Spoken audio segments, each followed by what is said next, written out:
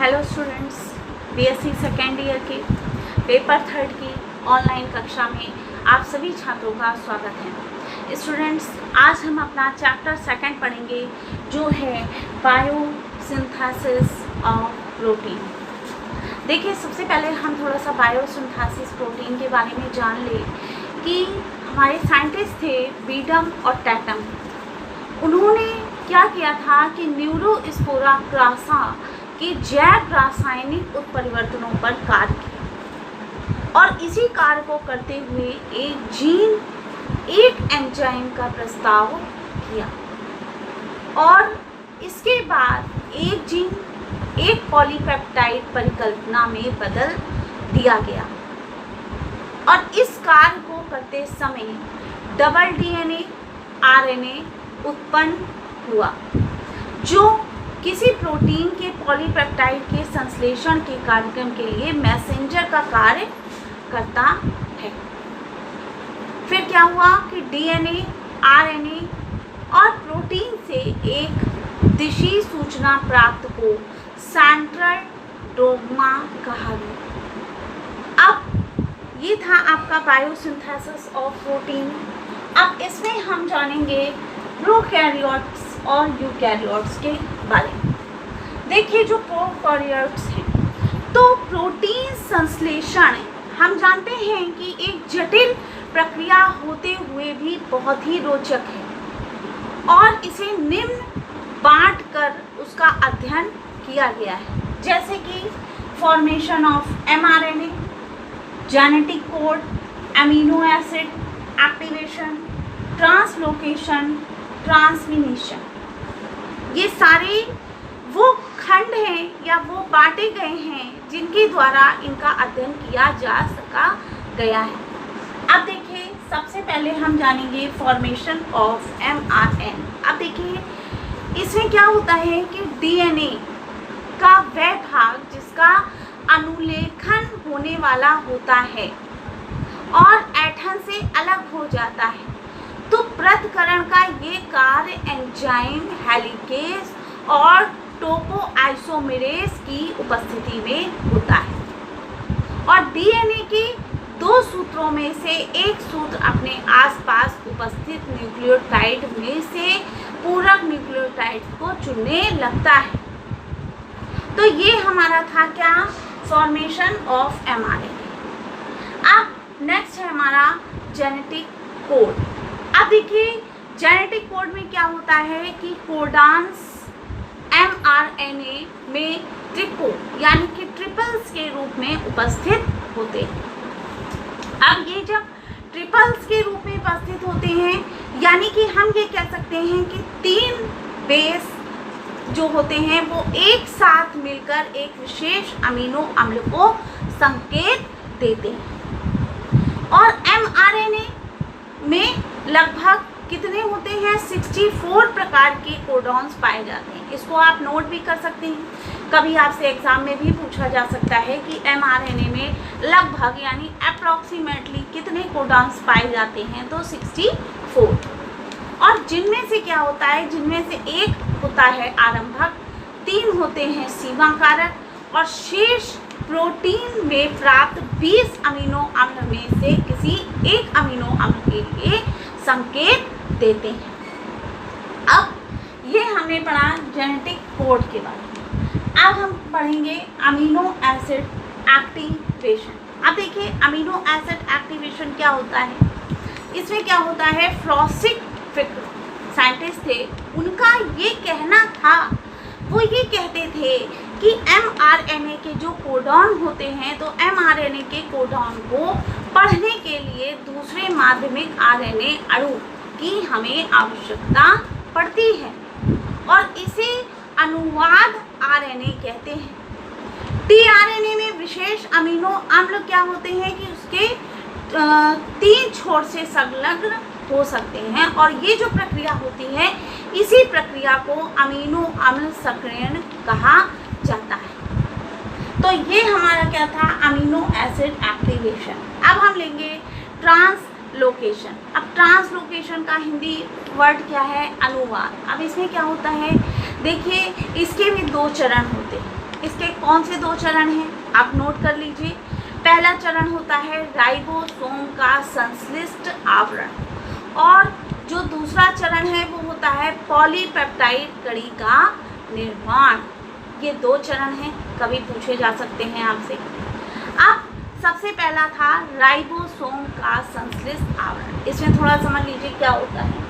तो राइबोसोम जो होता है प्रोटीन संश्लेषण के स्थान होते हैं, और जीव द्रव में जब ये प्रोटीन संश्लेषण कार्य नहीं करते या कार्य नहीं कर पाते तो इनकी जो उप इकाइयाँ होती हैं वो वियोजित पड़े रहते हैं। और mRNA राइबोसोम की 305 उप इकाई के साथ क्या करते हैं, कोडॉन युक्त 5 छोर द्वारा जुड़ जाते हैं।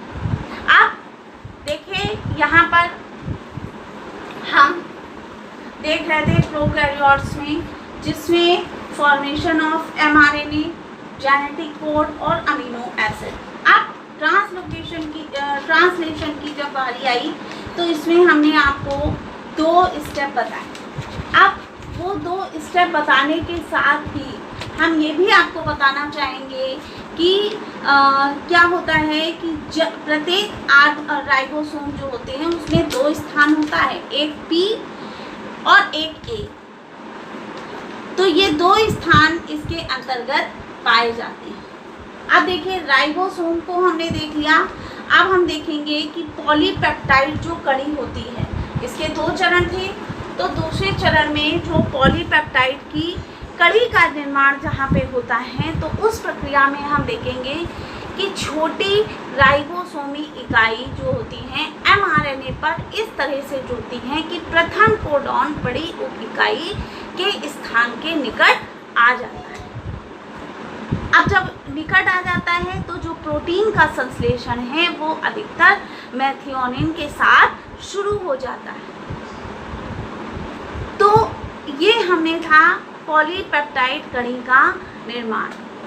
इसमें हम ये भी आपको बताएंगे कि कैसे दूसरे अम्ल जो होते हैं, यानी दूसरे अमीनो अम्ल युक्त एक दूसरा जो tRNA होता है वो राइबोसोम की बड़ी उप इकाई के A स्थान पर प्रवेश करता है और mRNA पर दूसरे कोडॉन के साथ एक बॉन्ड बनाता है, बंध बनाता है।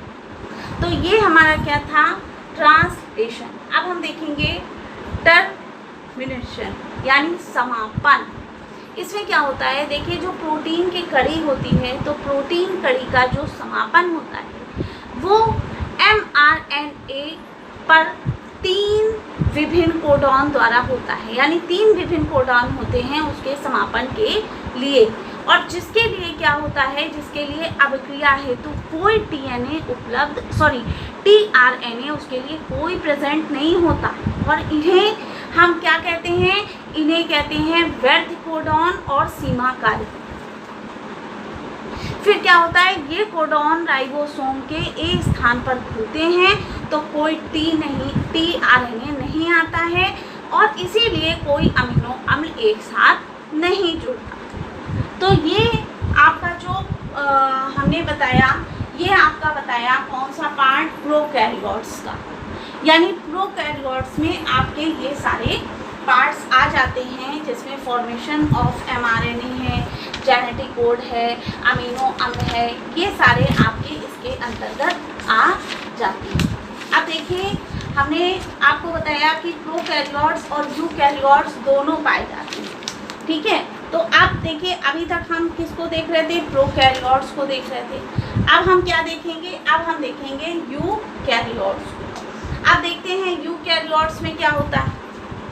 देखिए यूकैरियोट्स में क्या होता है कि जो जैव प्रोटीन संश्लेषण होता है तो उनकी जो मूल विधि होती है वो प्रोकैरियोट के ही जैसी होती है और इनमें कुछ अंतर भी होते हैं, यानी समान भी है और असमान भी है। अब देखिए कैसे हम आपको बता सकते हैं। तो ये है कि जो यूकैरियोट है तो यूकैरियोट में अनुलेखन के समय क्या होता है कि DNA से mRNA सीधे सीधे नहीं बनता, डायरेक्ट नहीं बनता है। सबसे पहले क्या होगा, सबसे पहले DNA से क्या बनेगा, mRNA बनेगा। जो mRNA में क्या होगा, प्रोसेस्ड हो जाता है। और mRNA क्या करेगा, DNA का 1 से 30 जीन लंबा होता है और इसकी जो जीवन अवधि होती है वो मात्र 10 मिनट की ही होती है। यूकैरियोट्स में क्या होता है, यूकैरियोट्स में जब आरंभ होता है तो कारक, यानी जो कारक होता है वो लगभग 9 की संख्या में होते हैं। अब इसके नाम शब्द के शुरू में यूकैरियोट्स जोड़कर रखे जाते हैं। क्यों? क्योंकि उनकी यूकैरियोट्स उत्पत्ति का ज्ञान हो सके। इतना ही नहीं, यूकैरियोट्स में मेथियोनिन का फॉर्मेलीकरण नहीं हो पाता और यूकैरियोट्स में जब आरंभ होता है तो उसका जो टीआरएनए होता है, उस टीआरएनए के साथ छोटी छोटी जो सब यूनिट्स होती हैं यानी 40S जुड़ी रहती हैं, जिन्हें हम क्या कहते हैं, टीआरएनए कहते हैं। अगर हम इसी को और जो है विस्तार पूर्वक में जाएं तो हम ये भी कह सकते हैं कि जो यूकैरियोट्स है उसमें एक मोचक कारक का पता होता है और जबकि प्रोकैरियोट्स में 3 कारक होते हैं। तो देखिए, ये हमने किसके बारे में पढ़ रहे हैं, हम यूकैरियोट्स के। अभी तक हमने प्रोकैरियोट्स पढ़ा था जिसमें हमारे इतने स्टेप थे कि फॉर्मेशन ऑफ mRNA था, जेनेटिक कोड था, अमीनो एसिड एक्टिवेशन था, ट्रांसलेशन था, टर्मिनेशन था। तो यूकैरियोट्स जब हम इसके बाद आपका आया क्या, यूकैरियोट्स। और उस यूकैरियोट्स में क्या है, एक और कह सकते हैं कि यूकैरियोट्स में पेप्टाइड जो कड़ी बनती है तो उसका आरंभ मेथियोनिन के साथ होता है, किंतु क्या होता है, प्रोकैरियोट्स में ये फॉर्मेल मेथियोनिन द्वारा शुरू होता है। अब देखिए, ये प्रोकैरियोट्स और यूकैरियोट्स के अंतर थे कि उसमें कुछ समानताएं भी निकली और कुछ असमानताएं भी निकली। तो ये आपका आज सेकंड चैप्टर था, biosynthesis of protein. I hope ये चैप्टर आप सबको समझ में आया होगा। अब इसके बाद हम अपना नेक्स्ट चैप्टर कल डिस्कस करेंगे। Thank you.